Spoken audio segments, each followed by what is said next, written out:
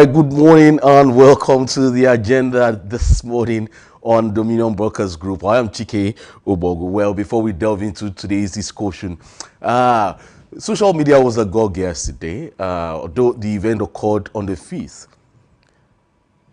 It's the story of a popular musician, Wasiu Ayinde, what you popularly know as K1. You know, did he have a close shave with death? What was he trying to do on that runway? My focus this morning on that issue is this concept of Ariku Yeri. Many people have tagged him on social media. You saw him bend under the wings of that aircraft. You know, that word Ariku Yeri, what does it actually mean? Ariku Yeri? Does it mean what it translates? Well, the Yoruba concept of Ariku Yeri is really not widely documented, especially when it comes to easily accessible sources. And that term, Ariku Yeri, is basically context specific. Well, if you go through some Yoruba literature, especially the book Areago Ariku Yeri by L. Oguniran,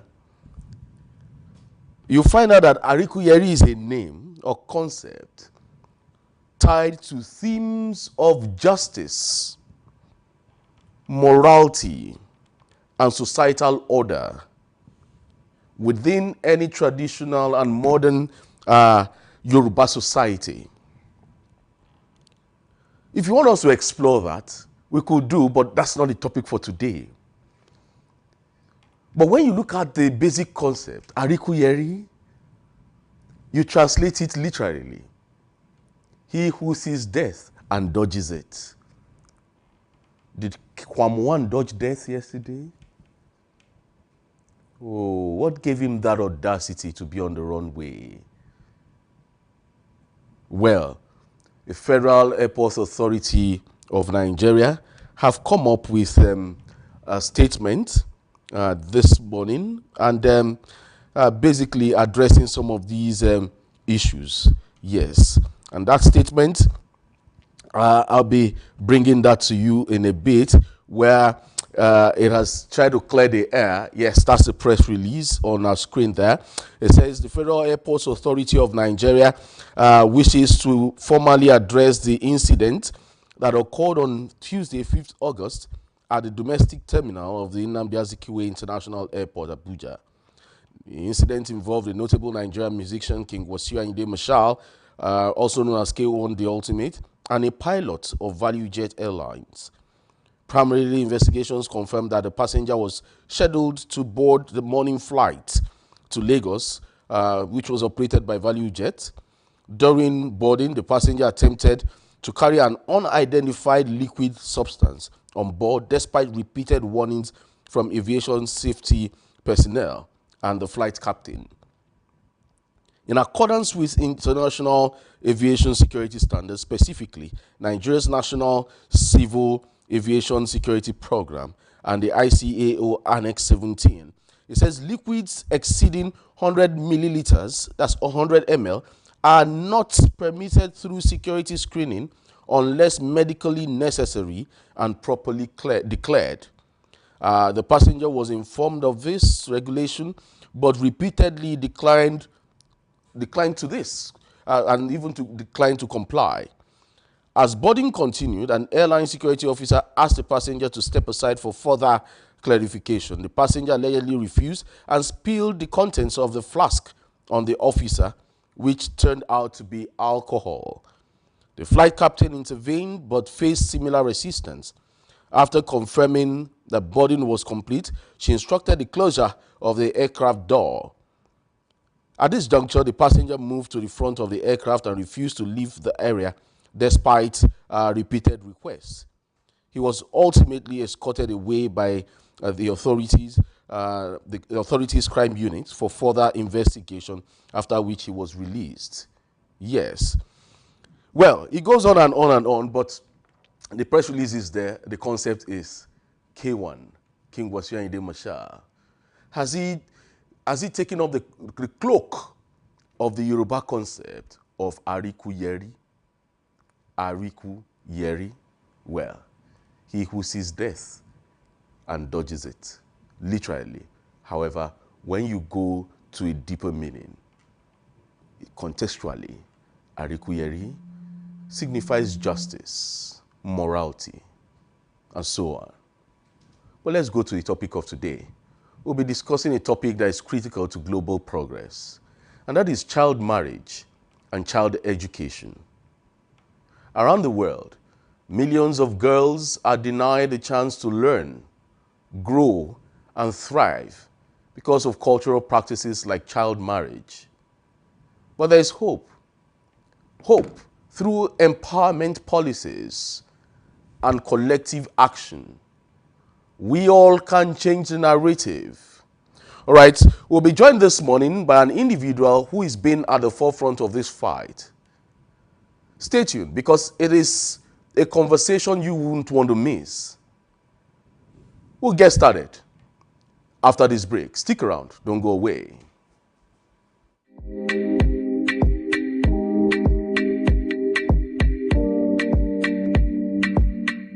Ever dreamed of creating the next virus series or telling powerful stories on the big screen? This summer, your passion for TV can become a reality. Our TV Practical Summer Class is calling all future scriptwriters, producers, directors, video editors, reporters, news editors, and on-air personalities. Get hands-on training from industry professionals. Learn to shoot with professional cameras, master editing software, and produce your own content from start to finish. This isn't just a class. It's your launch pad. Don't just watch TV. Make it. Enroll now. Spaces are limited. Visit our website on www.dominion.org.ng or call the number 0706 777 9435 0706 777 9435. Dominion Television, your channel of choice.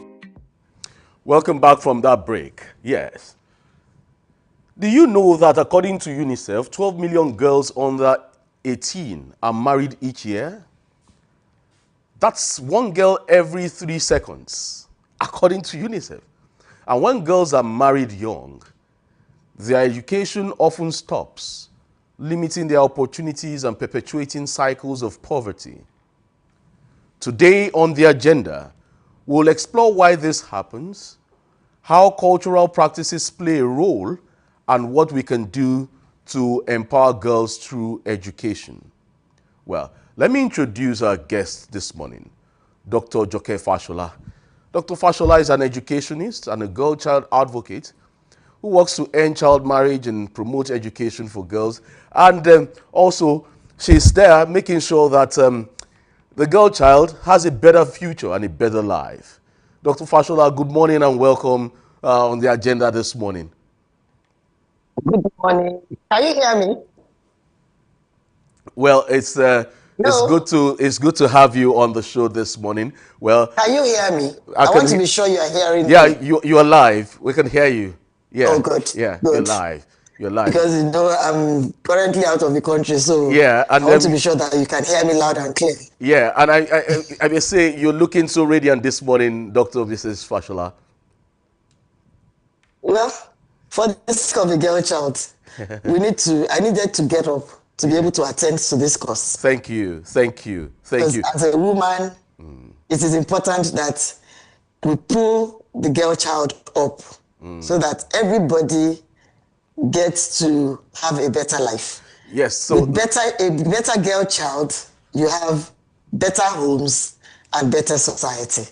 Because the girl child is at the start of the ladder for the home improvement. So it's a whole thing. Okay, so let's jump right in. Why is the girl-child marriage such a significant barrier to girls' education globally? Why is it? once a child is married, once the girl is married, what else can she do? What else can that girl do? So in essence, once the girl is married off, there's nothing more to be done. Everything concerning her life is cut short. And so in essence, the whole matter becomes a problem. And that way, can you still hear me? Go ahead. You're live. Because the call was trying to call me. Yeah, go ahead. In essence, the matter becomes, again, the girl is stifled once she's married. And more importantly, a girl child married off at as early as 10, 11, 12. Meanwhile, women are not even supposed to be married. The legal age of marriage, I think in Nigeria is 16. But even at that, that is still wrong, because she's not like, okay, if a girl enters, the age to enter secondary school now is what age? They are saying, they're proposing 12. So the girl would not even have finished secondary school, and you marry her off. What happens after that? The life is cut short. And her ambition, everything, without her knowledge, without her input, there it goes. So really, we don't get to have the best of a particular child by marrying her off early in life. So let's look at. So that is it. Yeah, let's look at some cultural practices which may be part of the factors. Can you give us specific examples of how these cultural practices could contribute to hindering the girl child from, getting to her set goal in life? Africa, there's so many cultural practices that are just against women, and more importantly, the girl child. You have the concept of rites of passage. In some societies, girls are forced to practice some cultural practices which actually make sure that once they have the cultural practices, take for instance the issue of genital mutilation. In some tribes, once the child is circumcised, they call it circumcision. But in the girl child advocacy, it is actually genital mutilation. Because how can you just hold a woman, a girl of about 16, and you begin to cut part of a private part in order to stop her from getting immoral? What is the relationship of genital mutilation and immorality? And immediately that is done, they are marrying the girl off. So once that girl is married off, even painfully, after undergoing so much pain, you marry off the girl. And at the end of the day, that's it. Once the girl is married, then in some places they will say they are protecting her virginity so that she doesn't sleep with many men before she gets married off. But what do we say about the protection of virginity of the men? And anyway, who are the people marrying the young girls? They're not boys. They are men, full-grown adults. Then arranged marriages. They say they betroth a girl to another family. Who does that? All these practices are against the girl child. And there's poverty is a very, very important factor. They use the girl, they collect money to make sure to sort. In fact, there are times they collect money to make sure the girl, the boy child, can go to school. There was an issue of a property we were talking about, and importantly in Ibadan, you have the issue of land history. And they were saying that when we trace the history of the land, we were fighting that the women in the family sold the property while they were away. Then one elder in the family asked them, said, where were you when the female children were selling the land? Which was a very critical question. When the female children were selling the land, they said no, that there was a disease outbreak on the farm. So the male children fled. When we trace the history of the land, you know what happened? The land was paid as dowry over a daughter.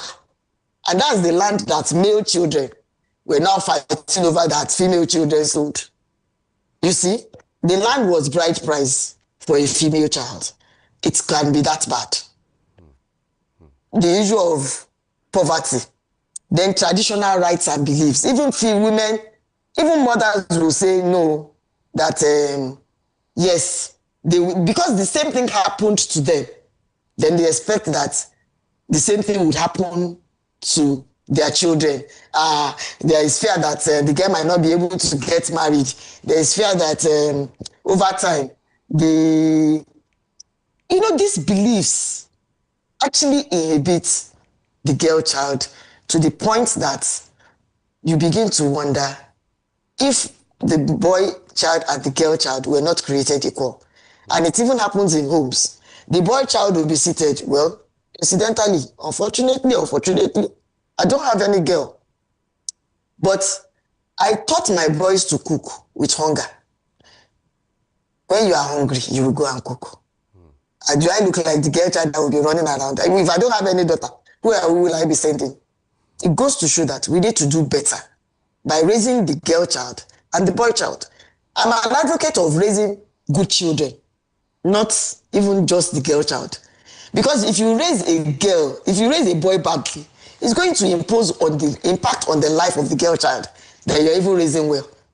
Somebody who comes in and puts his feet on the table, that both of you come back from work together and the man goes to sit, excuse me, Ejo, we can do better than that. Then, between all sorts of cultural norms and practices, which are, in this time and age, very archaic. Thank you. All right. With all you've just said now, the next question I want to ask you, Mrs. Fashola, what are these consequences for these girls? What are the consequences for these girls? Not just educationally, but let's talk in terms of health and empowerment.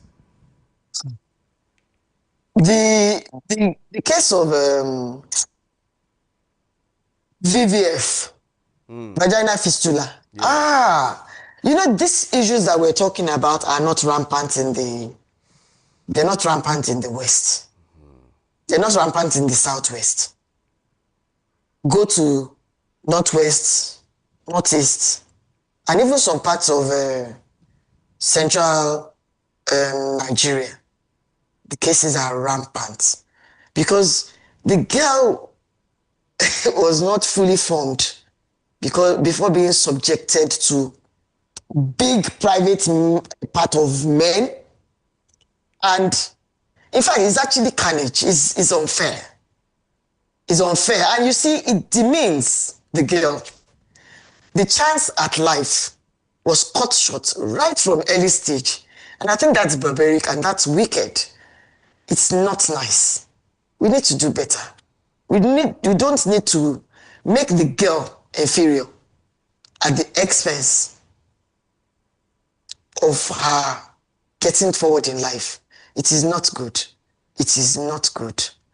We need to be very deliberate about making sure that both male and female children have equal chances at life. And you'll be shocked. I run a school and you discover that the female children are quite smarter. Yes, if you take a poll, female children are quite smarter, especially at the early stage. They're smarter, and you now cut all that smartness, all in the name of marrying them off early or stopping their education. It's not just marriage. They stop the girl child for the male child to thrive. And oftentimes, unfortunately, the male children do not even thrive.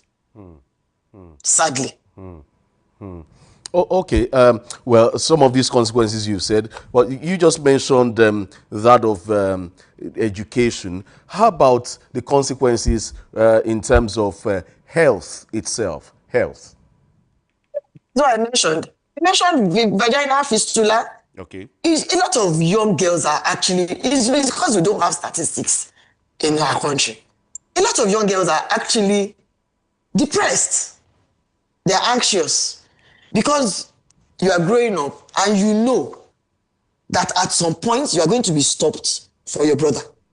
You're going to be sold into slavery. That's more or less what it means when you take a bride price over a girl and use it to train the male child.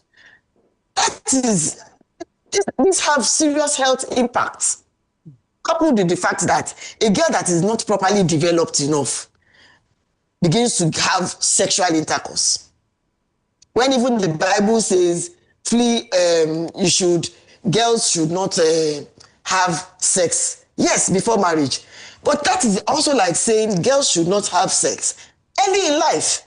And now you subject a 12-year-old to a man of 40, all because he paid some stupid amount of money. These things have serious health impact. The girls are depressed. They're not happy. They can't be happy. Because some of the girls that are able to escape the onslaught of early marriage will meet the ones that did not escape it. The ones that did not escape, how will they feel? They'll be depressed, they'll be sad, and they'll be anxious. And you find some of them, even look at cases of some of us who went on to study, and some who did not get the chance at life to continue the way, even male and female. You have the ones who did not go on to become something in life. Take all these school associations that we now have. Their activities are minimal because they have a sense of complex. They feel they don't belong. They feel they are not up to. You call them to come and do these things and they're like, what's there? You want to draw them, but they're like, we don't belong to the same strata in life, which shouldn't be. Everybody ought, male and female children, ought to have chance at the good life and moving ahead in life. We should stop this collecting bride price over female children to pay for that doesn't happen in the West. Most of these issues are in the North. And okay, if you walk through this, you see girl children out of school. How do you feel? Big girl children becoming beggars. After a while, they withdraw the male children and they say they are retrieving them to send them to school. But these mothers, you see, it's women against women, will not allow the female children to be withdrawn. Because they feel over time somebody will come and pay one stupid bride price to take the girl off their hands. Are you then condemning the issue of bride price, the payment of bride price? Do you see it as some funds for slavery? No, I'm not condemning bride price, but bride price should be paid at the right age for a child, for a woman, not for a girl child. So what age are you looking at? Bride price should be paid over a woman, a consenting woman. These girl children are not consenting people. They have no rights. They have no say in the matter. A man of 40 coming for a girl of 15, what say does the girl have? What? No, Chike, talk about it. What say does that girl have? They're not consenting. The girl is not a consenting. She has no say in the matter. You just look at her. Okay, we have betrothed you to this person. They're coming to pay for it, and there you go. No. Bride price is not a problem. They paid my bride price. But I was the one that brought the man home. That's okay. This is the man you should receive. Dr. Fashola, so basically, we're setting an agenda this morning. And so the agenda we're going to set is, at what age should a girl child be matured enough to say, yes, she's ready to get him married? At what age are we going to, is she coming home with a man, instead of being betrothed to somebody at a very pedophilic age? Personally, I would say 22. But a girl of 18 is matured enough to say, she understands her emotions, she understands her feelings. But personally, I would say 22, because by 22, most girls should have finished university education, which sincerely, I think we should begin to work in our society, in developed world, where, and a girl of 22 understands herself. A girl of 18 should actually understand herself, but I think, but by and large, minimum 18. At least that way, the person is not, you have a consenting adult. You have a consenting adult. Oh, okay. And she's likely to have finished secondary school. Okay. So before we move to solutions, let's take a quick break. When we return, we'll talk about how we can tackle these cultural practices and also promote policies that empower girls. Please stay with us. Don't go away.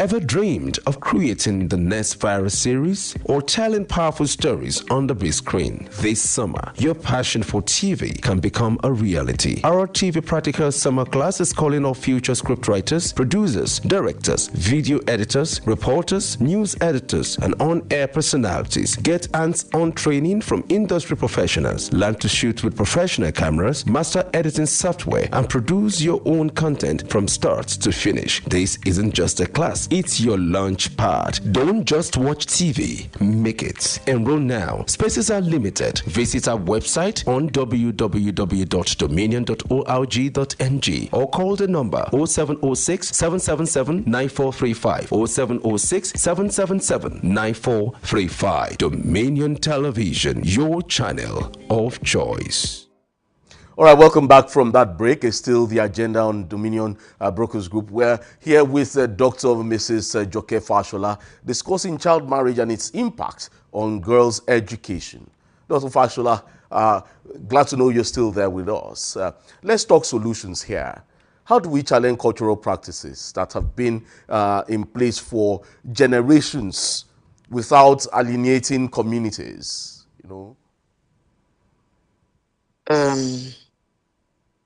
We have the solutions already on paper, sincerely. My PhD research was on implementation of policies. There is nothing that we don't have written down. Nothing that is not written down in our policy papers, our policy documents. But what happens to implementation? What happens with implementation? It is important, we need to actually stop girl-child marriage. And this requires a multifaceted approach that will address the root causes. What are these root causes?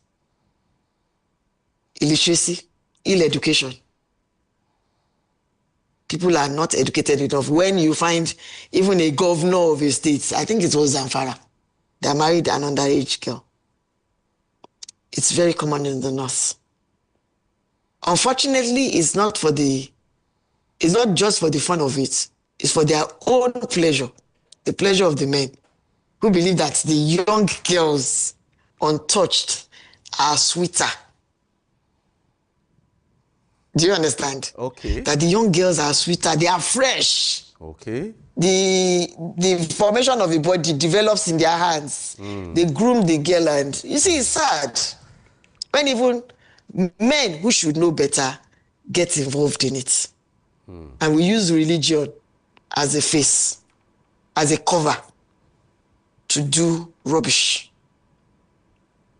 We need to retain girls in school. Girls should be retained in school, and this will be done with education and awareness. most of the time, the girls just accept it as their fate. They don't even know better. So we need to make sure that the girls are taught. And we have to do this through their mothers. Because if a mother is saying, this is how it is done, this is what we need to do, the girl would naturally assume that is her lot in life and that is her fate.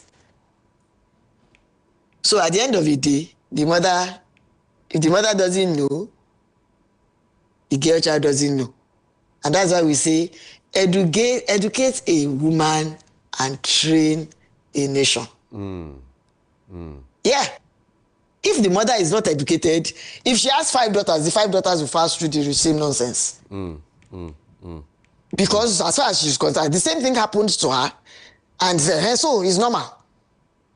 When the abnormality becomes normal, that's the issue of the girl. If the mother does not understand that this is wrong,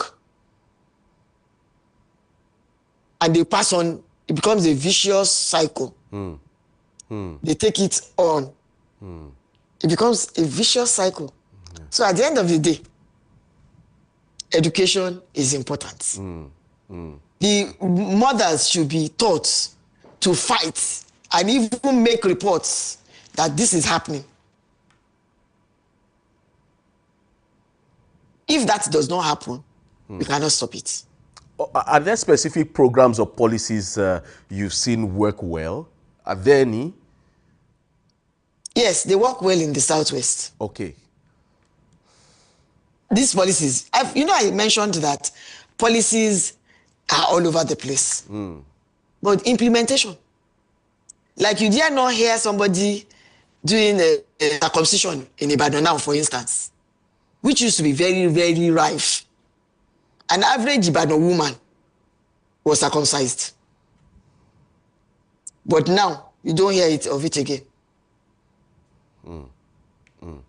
That's it. That's the workable policy. But go to a place like Ilorin. In fact, if you don't allow it could send you out of the house as a mother, that you are not allowing them to circumcise. So, cultural differences, and if the people at the top are culpable, the men in the north, it's the rich men that have the money to pay bride price. And who doesn't want her daughter to be wife to a rich man? So the women too need to begin to protest that I want my child to be educated. Public awareness campaigns too will work. So that the girls on their own will begin to say, no, we want to go to school. No, we want to go to school. But the willingness of the authorities is very important. Who will fight the fight? Where even the Commissioner for Education has a young girl at home as wife. So what do you say? Is it the one that will stop the girl child from not going to school? These are issues. The sensitization of society. Most of these issues, how often do we hear it? If we don't regard it as wrong, then it becomes a norm. Look at the issue of Amajiri in the north. It doesn't happen here. Even if it happens in the West, it's not in that magnitude. Then economic empowerment. How can I trade off a girl child to send a boy child to school? If the government does what the government is supposed to do, that wouldn't happen. If all children have a chance at good education, what happens? Everybody will do better. Unfortunately, we are breeding young girls, illiterate women. If we don't capture this now, it's going to become a menace in time. And we need to begin to sensitize and economic empowerment, even if the girls cannot have proper education in schools. They should have vocational education. At least they can own their own. They can put out and earn. That empowers them economically. Okay. And how do we do this? Organize vocational training lessons and classes. Work towards poverty eradication. Poverty eradication is important. If somebody wasn't thinking that, oh, I need money and farm is not doing well and all this whatnot. I know some of the girls are even used on the farms. If you go to places like Benue, it's the women who do this farming. They stop women from going to school and they send them to farms. You need to see a thief woman hold the hoe. They have this hoe that is big-headed, and you should see them on the farms. While the men, unfortunately, are sitting somewhere drinking burukutu. And how can we empower them economically? Microfinance loans, soft loans, cooperative societies. Women are all doing that. Even despite the disempowerment, deliberate disempowerment of women, women still forge ahead. Okay. And a woman drive Okada. Dr. Mrs. Fashola, because of our time, we have some questions here. I know I really love the idea of empowering girls to advocate for themselves. However, there are questions here, and this question is from Sarah, and she's saying, how do we convince parents who believe early marriage protects their daughters from things like sexual violence or poverty?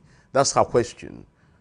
Let me take that question again. How do we convince parents who believe early marriage protects their daughters from things like sexual violence and poverty? That's the question from Sarah here. Yeah, thank you, Sarah. And I mentioned something about that. We need to have the mothers. I kept emphasizing mothers. Yeah. Get educated. Train up a child the way it should go. In fact, we are subjecting the children to sexual violence in the hands of the so-called husbands. And poverty begins to roll in the family because the girl would think that what has been done is right. And that's why I call that the girls themselves need to begin to speak up. And that's why it's important to actually begin to catch them young. The sensitization should start in schools and from early ages so that the girls can confront parents at home. Yes. That's no, I'm not having that. And if there's a reporting system where the girls whose parents want to marry them off early can go to report and say, no. They want me to do this and I don't want to do it. And the society is ready. And the Ministry of Women Affairs or Ministry of Youth or something is ready to take it up. Like you see a lot of cases of problematic marriages. They go to social welfare. You won't believe the issues that are being solved by the social welfare ministry in Oyo State. So many matters are taken there. If we had something like that, where the girls can go and say, this is what my parents want to do, and I don't want to do it. Sincerely, you'll be shocked. This thing over time, parents will the mothers will start getting afraid. A mother who wants to do that, let them jail them for a short time to knock sense into their brains. They will stop it. And over time, it's not something that can stop in a day because it didn't start in one day. But over time, the situation will be arrested. And over time, we'll get a better society. All right. We have another question. Yeah, go ahead. We have another question from Odwanyo here. He's saying, what can individuals like me who earns in these communities do to help? Odwanyo wants to help. Yeah. So what can individuals like Odwanyo do to help? Yeah, advocacy. The children around, the young girls around you, sensitize them. You understand? Talk to the young girls around you. We should all become responsible for the girl child around us. The mothers that you can talk to them. And as I was saying about, I was on the solutions, and the thing I mentioned last, the legal and policy frameworks. If we had a policy, you said, what can you do? You can report. If there is a place to report to, there are times these people don't know they're doing the wrong thing. You know, it's one thing to do the wrong thing. It's one thing to realize that what you are doing is wrong. There are two different lines. A lot of them are ill-educated. And if you don't believe what you are doing is wrong, you cannot correct it. So it is people around them that will point them out, report them that this is wrong and this is what this family wants to do. You talk to the girl, you talk to the parents. If they don't listen, report them. But there has to be a place where we are reporting to. You know, some of the matters treated at social welfare. Yeah. Like children being maltreated. That's very common. It's usually other people who went to make a report. It's usually other people who went to make a report that this is happening, that we have noticed that this girl does not go to school, this girl does not, she stays at home, and she's the one taking care of the children. Where other children are going to school, she's at home, she's hawking. It is people who go to report.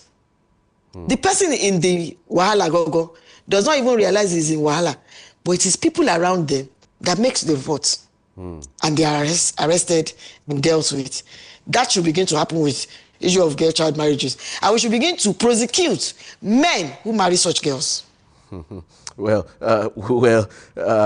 we should be wrapping it up right now on this conversation with Dr. Joke Fashola on child education, on the child marriage and girls education. Dr. Fashola, you've talked about the big picture here, which is empowerment policies and how critical it is to ensuring girls access education and even break free from harmful practices. You've talked about it, but you see, sometimes you want to say it's a tall order, but it sounds achievable with commitment, right? Let me wrap up by, we need to domesticate and implement the Child Rights Act. Okay. We need to domesticate it and make it a national thing. You know, some of the states have not signed the Child Rights Act. We need to make sure that everybody come on board. Every state should sign the Child Rights Act, which actually encapsulates the rights of the girl child. The rights of a child has to be domesticated and enforced. Then we need to harmonize our laws, not one law for the north and another. We shouldn't be cherry picking with the rights of the child. All the states should come on board and harmonize these laws. You know, these laws are not harmonized because a lot of, especially in the north, a lot of them have these children in their homes as wives, and they call it enjoyment. They are enjoying fresh body that they will mess up. When they start dealing with them, but who will deal with them? And we should have strong action plans and enforcement mechanisms. It's important. If we don't enforce, then nothing is going to be achieved. Okay. Everybody needs to come on board and everybody needs to take action. Well, we need to take action. Dr. Fashola, you've said so much this morning, but before we close, out of those many things you've said, what's that one thing you want our audience to take away today? Just one thing. We need to intentionally take the child in this case, the girl child as priority. If you see something wrong, speak up. Most of these children cannot protect themselves. The society needs to protect them.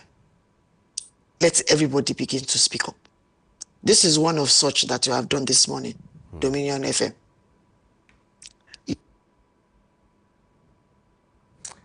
Okay, we lost connection with Mrs. Fashola there. Well, what an inspiring conversation, Dr.